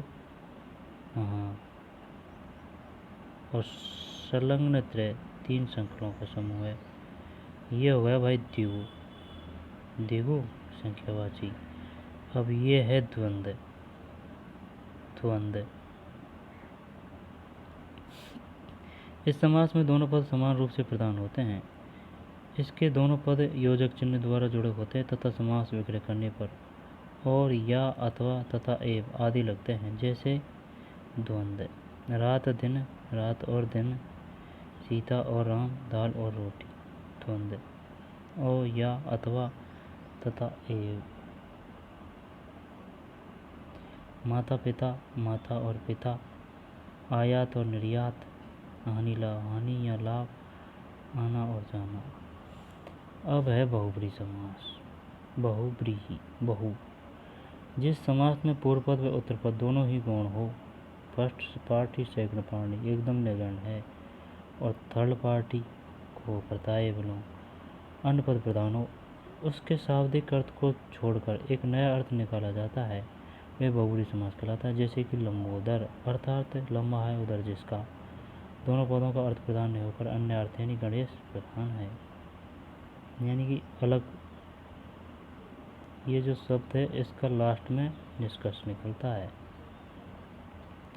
घनश्याम घन है जैसा श्याम अर्थात कृष्ण, नीला है कंठ जिसका अर्थात शिव दशानन। जब कर्मधाराय में और बहुब्री में कंफ्यूज होते हैं अपन।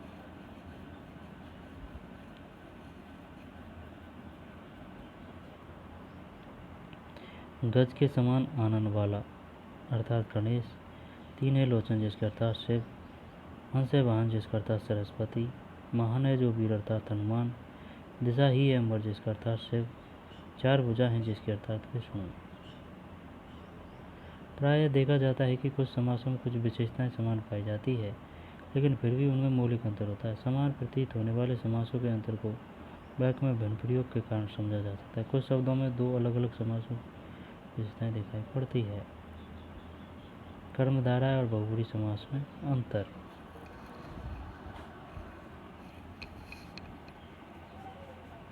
कर्मधारय और बहुब्री समास में अंतर।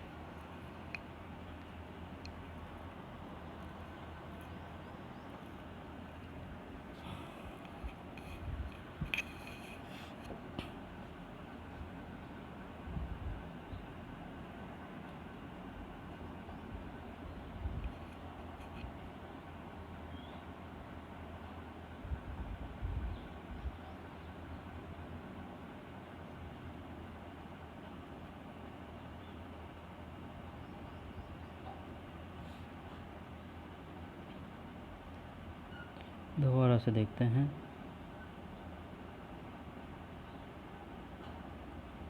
बहुब्रीहि समास, जिस समास में पूर्व पद व उत्तर पर दोनों ही गौण हो, अनपद प्रधान हो, उसके शाब्दिक अर्थ को छोड़कर एक नया अर्थ निकाला जाता है। या भी गयो, इन दोनों से अलग होने अलग शब्द। लंबोदर अर्थात लंबा है उधर, ये बहुब्री और कर्मधारय में कंफ्यूज होते हैं अपन, ठीक। दशानन गजानन, त्रिलोचन तीन है लोचन जिसके अर्थात शिव, हंसवाहिनी हंस है वाहन जिसका सरस्वती। समास विग्रह भी आ सकता है, बताइए हंसवाहिनी का समास विग्रह है। महान है जो वीर अर्थात हनुमान, दिगंबर दिशा ही है अम्बर जिसका,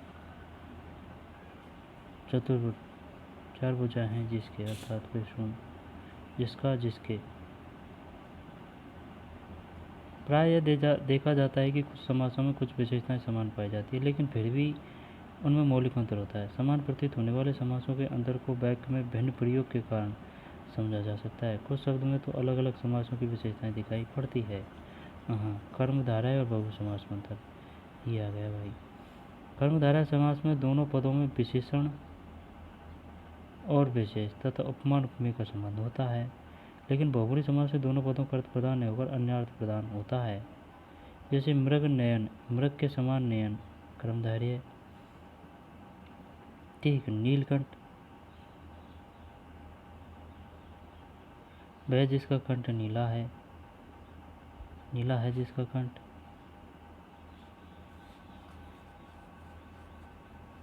वह जिसका कंठ नीला है अर्थात से अन्य अर्थ लिया गया बहुब्री समास है। समास विग्रह में दिक्कत आएगी। बहुब्री और द्विगु समास में अंतर। अब बहुब्री कंफ्यूज कर रहे यार। द्विगु समास में पहला पद संख्यावाचक होता है और समस्त पद समूह का बोध कराता है, लेकिन बहुब्री समास में पहला पद संख्यावाचक होने पर भी समस्त पद से समूह का बोध न होकर अन्य अर्थ का बोध कराता है। जैसे चौराहा अर्थात चार राहों का समूह, द्विगु समास। चतुर्भुज चार है भुजाएं जिसकी, विष्णु, अन्य अर्थ बहुब्री।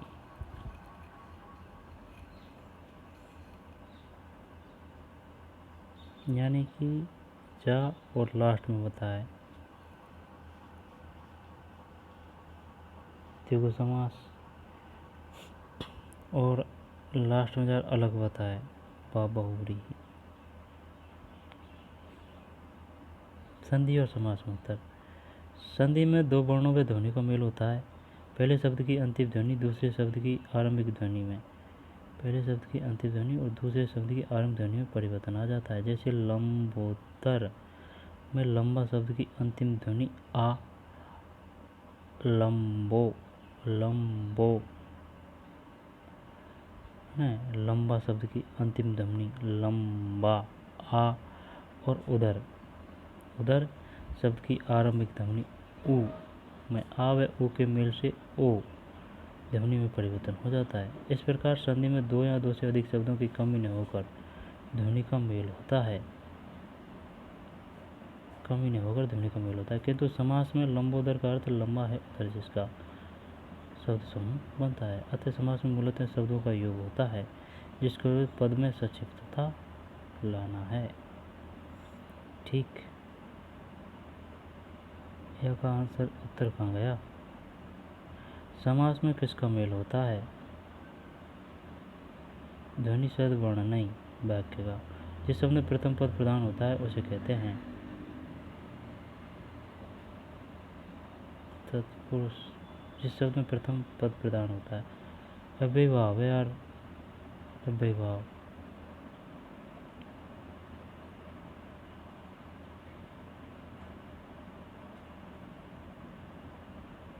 इसमें पहला पद प्रधान होता है, अव्ययभाव समास। जिस शब्द में प्रथम पद प्रधान होता है। कारक के आधार पर किस समास के भेद किए हैं? तत्पुरुष। समस्त पद का किया जाता है विक्रय। और किन शब्दों का विक्रय करते हुए समास होता ही है? यथाशक्ति, यह में अव्यय है। दशानन, भला बुरा में द्वंद है ना। दशानन में यह में बहुरी है। नील कमल, यह में कर्मधारा है। आमरण, आमरण,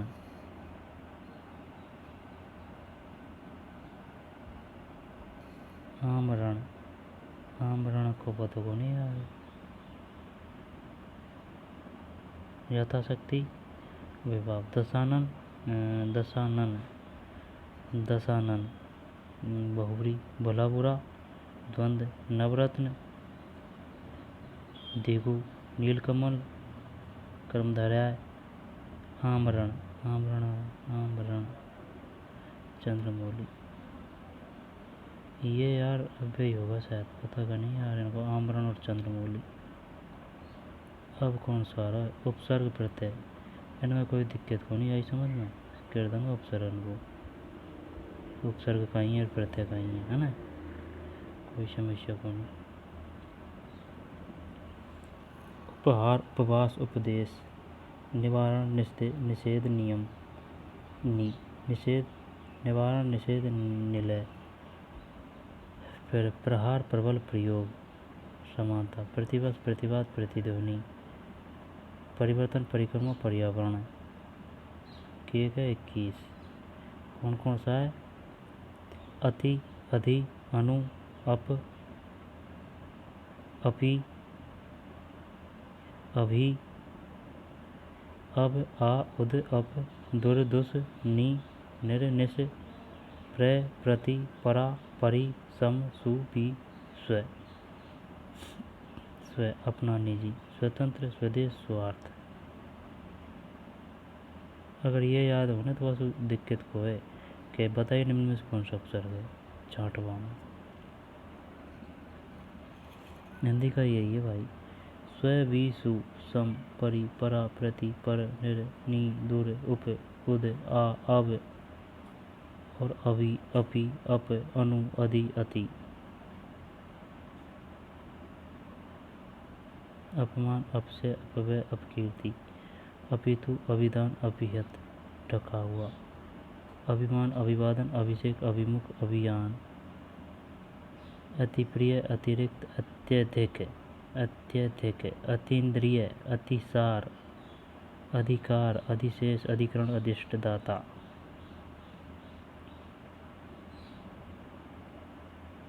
हिंदी के उपसर्ग ये कहीं कहा तो है, पढ़ रहा है संस्कृत का है यार, संस्कृत के हैं ये, संस्कृत का है, हिंदी के ये हैं। ए उ ओ अन अध अध उन कै नी सु भर चौ ती दू पर बिन चिर बह सह। वहाँ में 21 है ना और यहाँ में 20 है, 21 है। संस्कृत का तो कुछ भी याद है यार।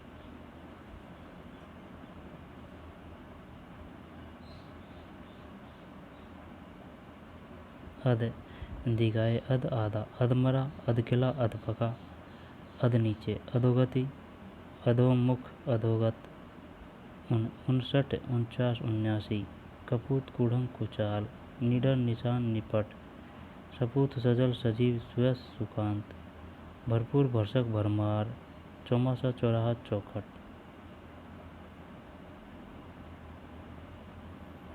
परहित, परसुख, प्रकाश, बिन देखा, बिन खाया, बिन ब्याहा, चिरकाल, चिरजीवी, चिरपरिचित, बहुमिल, बहुमत, बहुवचन, सहचर, सहगामी, सहयोग, स्वदेश, स्वराज, स्वभाव।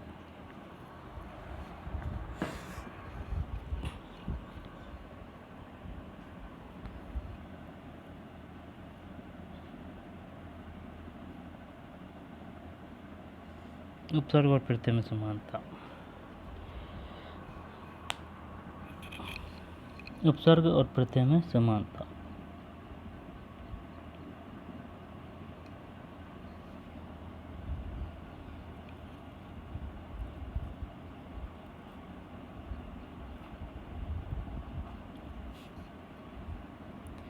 उपसर्ग और प्रत्यय में समानता। उपसर्ग या तो उपसर्ग है या प्रत्यय है, तो हम समानता कहेंगे हैं। उपसर्ग और प्रत्यय दोनों ही शब्दों के अंश होते हैं, पूर्ण शब्द नहीं। इनका अकेले प्रयोग नहीं किया जाता, दोनों के प्रयोग से ही अर्थ में अंतर आता है। एक शब्द में इन दोनों को साथ भी जोड़ा जा सकता है। उपसर्ग अभि, मूल शब्द मान, प्रत्यय ई, अभिमानी। ए मूल शब्द ज्ञान और प्रत्यय ई, अज्ञानी। अज्ञानी ज्ञान मूल शब्द है। बताइए अज्ञानी मूल शब्द कौन सा है, प्रत्यय कौन सा है, उपसर्ग कौन सा है? स्वतंत्रता, स्वतंत्रता प्रत्यय। जो शब्दांश किसी मूल धातु के बाद लगकर शब्द का निर्माण करते हैं उसे प्रत्यय कहते हैं। भाषा में प्रत्यय का महत्व इसलिए भी है क्योंकि इसके प्रयोग से मूल शब्द के अनेक अर्थों को प्राप्त किया जा सकता है। यौगिक शब्द बनाने में प्रत्यय का महत्वपूर्ण स्थान है। खेल प्लस आड़ी, खिलाड़ी। मेल प्लस कौन सा शब्द, यौगिक शब्द बनाने में। मेल प्लस आवट, मिलावट। पढ़ प्लस आकू, पढ़ाकू। झूल प्लस आ, झूला। संस्कृत प्रत्यय, हिंदी प्रत्यय, विदेशी प्रत्यय। ठीक है। कृत प्रत्यय और तद्धित प्रत्यय। कृत प्रत्यय, तद्धित प्रत्यय।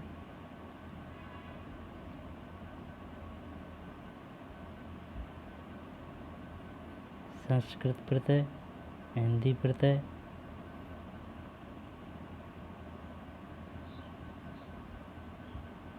संस्कृत प्रत्यय ये है भाई। इत, इत, इक, इय, एय, तम, बान, आग्नेय, पाथे, राधे, कौंते, अधिकतम, महानतम, वरिष्ठतम, श्रेष्ठतम, भारतीय, मानवीय, राष्ट्रीय, स्थानीय, मानसिक, धार्मिक, मार्मिक, पारिश्रमिक, हर्षित, गर्वित, लज्जित। यानी संस्कृत का स्पष्ट में कोदिक है, ऐसा में बेकछु मिला हुआ है अंदर, लेकिन हिंदी को स्पष्ट में पता चल रहा है ना। बान हो, मान, श्रीमान, शोभायमान, शक्तिमान, बुद्धिमान, गुरुत्व, लघुत्व, बंधुत्व, नेतृत्व, वैभवशाली, गौरवशाली, प्रभावशाली, शक्तिशाली, तरह श्रेष्ठतर, उच्चतर, निम्नतर, लघुतर। अब है हिंदी प्रत्यय, कृत प्रत्यय और तद्धित प्रत्यय। हिंदी। कृत प्रत्यय तदित। कृत प्रत्यय का ही हुआ भाई। वे प्रत्यय जो धातु अथवा क्रिया के अंत में लगकर नए शब्दों की रचना करते हैं उन्हें कृत प्रत्यय कहते हैं। कृत प्रत्ययों में संज्ञा तथा विशेषण शब्दों की रचना होती है। कृत प्रत्ययों से संज्ञा तथा विशेषण शब्दों की रचना होती है। संज्ञा की रचना करने वाले कृत प्रत्यय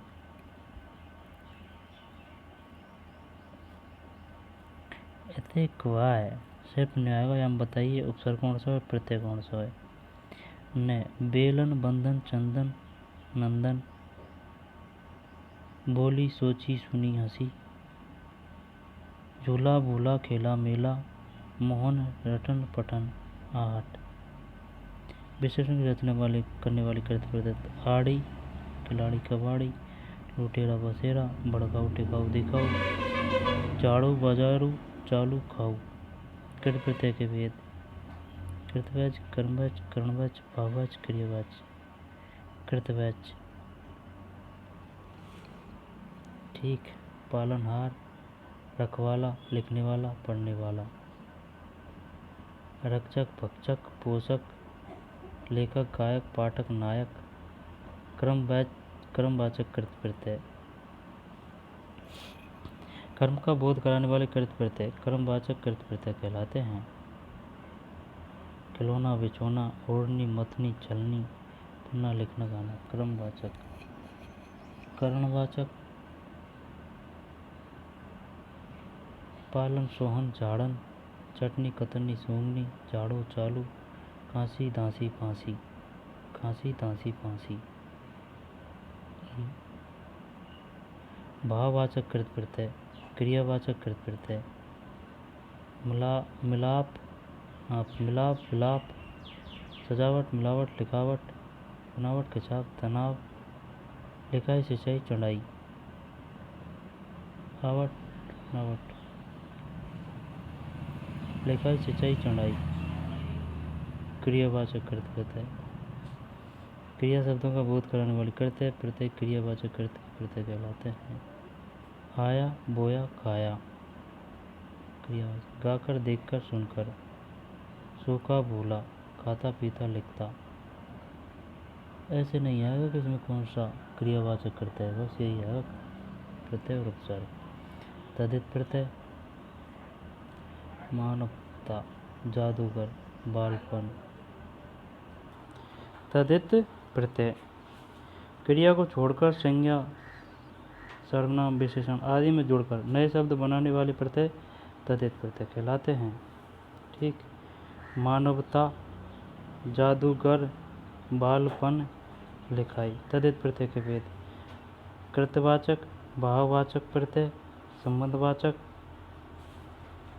गुणवाचक स्थानवाचक पूर्णतावाचक। यह कौन सा वाचक होगा भाई, स्त्रीवाचक। कृतवाचक तदित प्रत्यय आर सुनार लुहार कुम्हार, माली तेली ई बाला, गाड़ी वाला टोपी वाला इमली वाला। भाववाचक आहट कड़वाहट, सुंदरता मानवता दुर्बलता था। आपा मोटापा बुढ़ापा बह नापा आपा ई गर्मी सर्दी गरीबी। संबंधवाचक तदित प्रत्यय गुणवाचक तदित प्रत्यय वान गुणवान धनवान बलवान वान। भारतीय राष्ट्रीय नाटकीय। सूखा रूखा भूखा आ, क्रोधी रोगी भोगी ई। स्थानवाचक तदित प्रत्यय शहर वाला गांव वाला कस्बे वाला। उदयपुरिया जयपुरिया बम्बईया ईया। रूसी चीनी राजस्थानी ई। पूर्णतावाचक तदित प्रत्यय लुटिया घटिया, प्याली नाली वाली ई। पंखुड़ी आंतड़ी, खटोला सपोला मजोला। स्त्रीवाचक तदित प्रत्यय स्त्रीलिंग का बोध कराने वाले तदित प्रत्यय स्त्रीवाचक तदित प्रत्यय कहलाते हैं। जैसे आइन मुंडिताइन ठुकराइन, मालिन कुम्हारिन जोगिन, मोरनी शेरनी नी, सेठानी देवरानी जेठानी आनी। उर्दू के प्रत्यय फिर ये कंप्लीट है ना। अब पढ़ेंगे कोई और है ना। तो मिलते हैं नए वीडियो में। धन्यवाद। लगभग में होगी हिंदी ग्रामर तो पूरी होगी। और कुछ बचा है उसको और दूसरी वीडियो में देख लेंगे। धन्यवाद।